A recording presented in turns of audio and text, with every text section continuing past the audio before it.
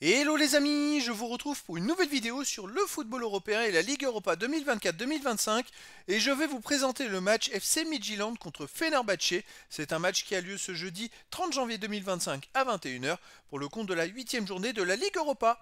Alors le FC Midtjylland c'est le 19e du classement qui reçoit Fenerbahçe le 23e. Dans cette vidéo on va revenir sur le classement de la Ligue Europa avec les statistiques des deux équipes. On verra également tous les résultats de ces deux équipes dans cette compétition ainsi que le classement des meilleurs marqueurs de la Ligue Europa 2024-2025 et on terminera par les 10 derniers résultats toutes compétitions confondues et les stats du FC Midtjylland et de Fenerbahçe, ce qui nous permettra d'avoir une idée et une tendance à cette rencontre. Alors donc je le rappelle, dans ce championnat, c'est une poule de 36 équipes. Il y a 8 journées, c'est donc la dernière journée.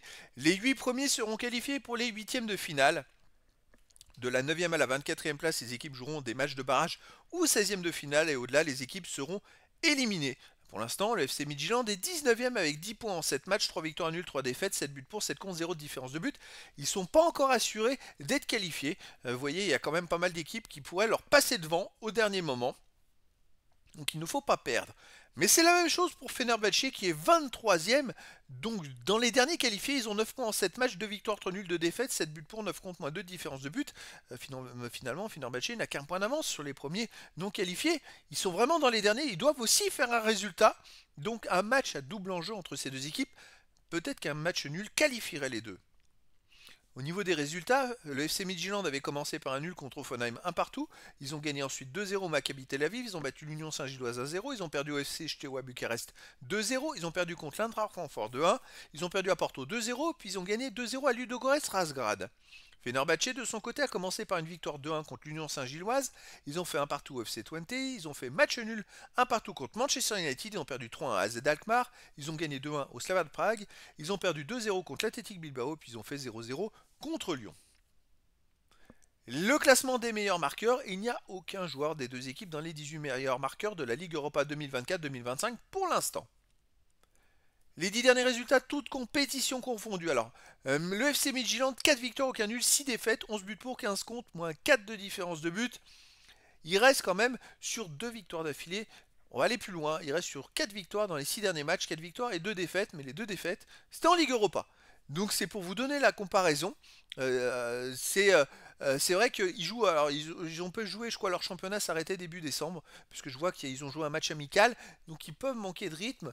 Ils ont joué que 2 matchs, ils ont fait un amical, c'est vrai, et puis ils ont gagné 2-0 à Ludogorets après derrière en Ligue Europa.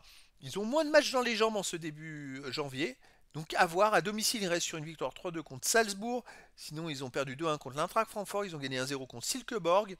Et ils ont perdu 5-1 contre Brøndby. Après, attention, ils jouent à domicile.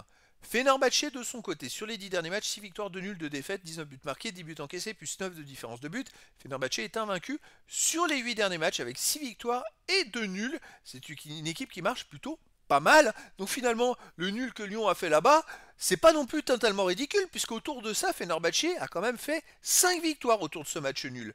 En marquant des buts. C'est-à-dire que dans ces 5 victoires, ils ont marqué une fois 2 buts, 3 fois 3 buts et une fois 4 buts. Et contre Lyon, ils n'ont pas marqué. Donc voilà, mine de rien, finalement, Lyon a fait plutôt un bon résultat à Fenerbahçe. À l'extérieur, Fenerbahçe reste sur un 4-0 à Adana Demirspor. Sinon, ils ont gagné 3-2 à Konyaspor. Ils ont gagné 3-0 à Kasim Paşa SK. Ils ont aussi fait un partout à Eyüp Sport. Et puis sinon, pour les autres matchs, ils avaient perdu 1-0 avant à Beşiktaş. Voilà, ça reste une équipe qui est plutôt solide. Donc attention les FC Midtjylland, parce que Fenerbahçe, ils n'ont pas arrêté les compétitions en ce janvier, justement. Ils ont des matchs de championnat. Pour moi, ils sont au-dessus. Et je les verrais bien gagner 2-1 ou 3-1 au FC Midtjylland, mais attention, ça peut être un peu contrecarré par le fait que s'il y a match nul, les deux équipes, si elles voient qu'elles peuvent se qualifier en faisant match nul, pourraient s'arrêter de jouer. Mais après, voilà, dans le foot, tout est possible. Et donc, les amis, je vous donne rendez-vous ce jeudi 30 janvier 2025 à 21 h pour le match de football de la 8e journée de la Ligue Europa 2024-2025. Le FC Midtjylland, 19e du classement, reçoit Fenerbahçe, le 23e. Voilà, les amis, je vous dis à très bientôt pour une nouvelle vidéo.